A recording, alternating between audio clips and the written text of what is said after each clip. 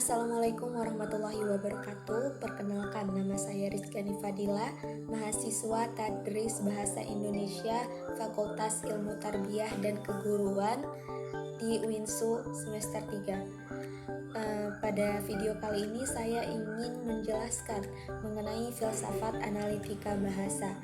Adapun filsafat analitika bahasa sendiri ialah suatu metode dalam filsafat untuk menjelaskan, menguraikan, dan menguji kebenaran ungkapan-ungkapan filsafat.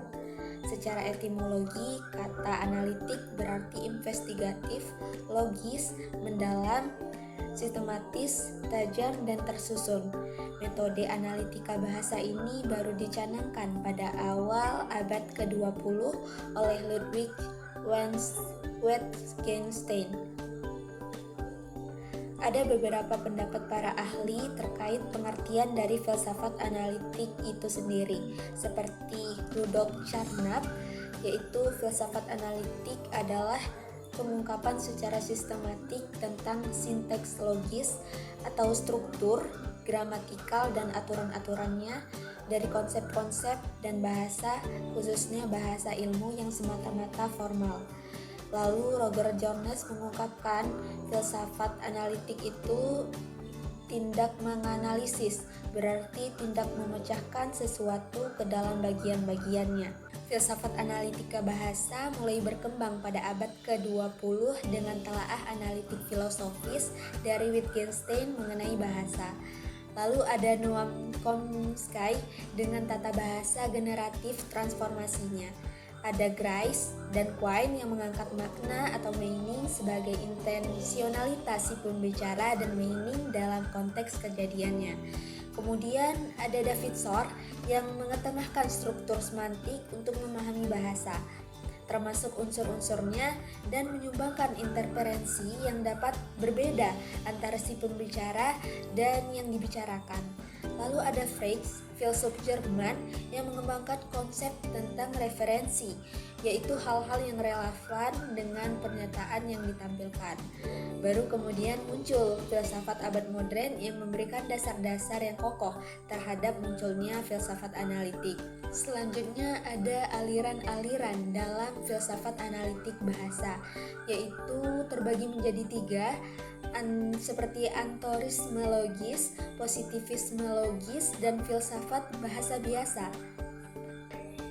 Nah, atomisme logis atau Thomism adalah suatu paham dalam filsafat analitika bahasa yang berpendapat bahwa bahasa dapat dianalisis atau dipecah-pecahkan menjadi atomik melalui teknik analisis logis atau analisis bahasa. Adapun contoh dari aliran ini seperti jika Anda mengatakan bola itu merah, atomisme logis akan mencoba memecahkan pernyataan ini menjadi fakta-fakta dasar yang berhubungan dengan bola dan warna merah tanpa menyusun ulang struktur yang lebih rumit. Nah, selanjutnya ada aliran positivisme logis. Secara etimologi, kata positivisme berasal dari kata positif yang berarti yang diketahui atau faktual empiris, bahkan dapat juga berarti teruji atau teramati. Menurut filsafat positivisme, segala pengetahuan berpangkal dari apa yang diketahui, yang faktual atau yang positif. Sehingga filsafat positivisme ini menolak dengan tegas metafisika, termasuk juga kawasan ide atau gagasan yang bersifat batiniah. Kenapa mereka menolak? Karena metafisika dianggap tidak memenuhi kriteria makna yang diakui dalam pandangan mereka. Menurut positivisme logis, pernyataan hanya bermakna jika dapat diverifikasi secara empiris dan benar secara logis atau analitik. Positivisme membatasi diri hanya pada pengalaman-pengalaman objektif dan tanpa melibatkan pengalaman batiniah.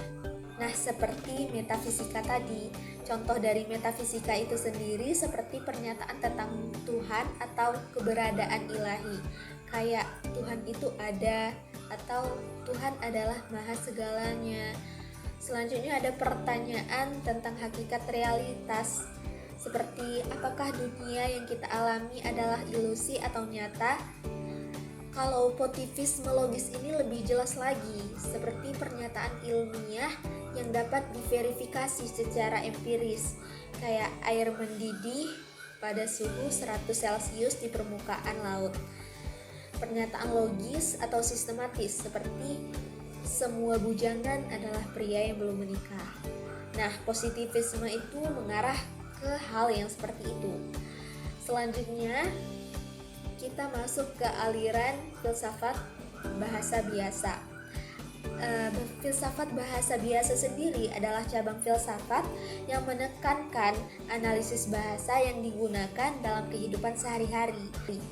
Aliran ini muncul karena para tokoh analitika bahasa mulai menyadari bahwa teknik analitika yang melulu diarahkan pada pencarian makna bahasa, seperti penonjolan aspek semantik semata, dapat menggiring mereka pada pernyataan yang tidak bermakna. Mereka mulai mengalihkan perhatian pada titik tolak penggunaan bahasa biasa. Makanya paham mereka dikenal sebagai paham filsafat bahasa biasa. Dalam filsafat bahasa ini, mereka berusaha untuk mengklarifikasikan makna dan memeriksa bagaimana kata-kata digunakan dalam percakapan normal. Mereka menolak percakapan yang terlalu teknis, sehingga lebih menghargai bahasa yang digunakan secara alami oleh orang-orang dalam kehidupan sehari-hari. Nah, contoh filsafat bahasa biasa itu sendiri seperti jika seseorang bertanya apa itu waktu, filsafat bahasa biasa mungkin akan melihat bagaimana kata waktu itu digunakan dalam berbagai konteks sehari-hari untuk menghindari jebakan spekulasi metafisik yang rumit. Nah, contoh lainnya itu kayak jika ada perdebatan tentang keberadaan, seorang filsuf bahasa biasanya akan mengarahkan diskusi ke bagaimana orang benar-benar berbicara tentang keberadaan dalam kehidupan normal daripada mencari definisi yang abstrak. Nah, itu dia contoh dari filsafat bahasa biasa. Nah, mungkin cukup sekian pembahasan kita mengenai filsafat analitika bahasa. Semoga apa yang disampaikan dapat bermanfaat bagi kita semua. Terima kasih. Assalamualaikum warahmatullahi wabarakatuh.